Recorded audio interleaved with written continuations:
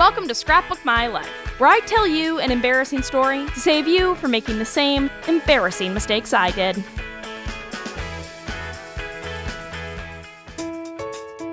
I used to beg my parents to drive me to school because the other option was walking, and I'd usually be running late, so that meant I'd have to speed walk to school and would inevitably show up sweaty and gross with my hair all messed up.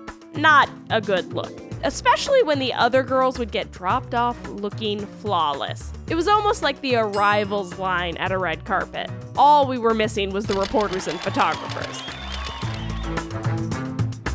But here's the thing. Sometime between elementary school and now, getting dropped off by your parents became seriously uncool. The only exception was if you were dropped off by an older sibling. That was okay, as long as the car wasn't embarrassing or anything. Here's my problem. Now that it's no longer cool, of course my dad wants to drive me to school. He says that we don't spend enough time together and this is the perfect time to talk and connect, whatever that means. Sure, I could tell him no, but I have some big ticket items on my Christmas list this year and I really can't jeopardize seeing that new laptop under the tree. So dad-daughter time it is. Between you and me, I don't hate our time in the car. We talk about stuff, and my dad's a really good listener. But his thing is, he always tells me a stupid joke on the way. And sometimes he is actually funny, so I can't help but laugh. I usually make him drop me off a few blocks away. That way we can connect or whatever, and I can avoid the embarrassment of being dropped off by my dad. But this morning, we were running behind. I begged him to still drop me off at the previously agreed to corner 3 blocks away, even if I'd be late. But my dad loves being on time, so he refused. I figured since we were running late, everyone would be inside the school and I could slip in unnoticed. Maybe my dad could just slow down and I'd hop out of the car without him actually even stopping. Well, wouldn't you know, as soon as my dad pulled up to school, there stood the cool kids. Right by the curb, right where my dad stopped. Just drive around the block, I shouted. But it was too late. They spotted me, and my dad waved at them. We would definitely be talking about that later. I got out of the car and tried to hide behind my backpack. Maybe they'd be so distracted by my dad waving at them that they wouldn't recognize me.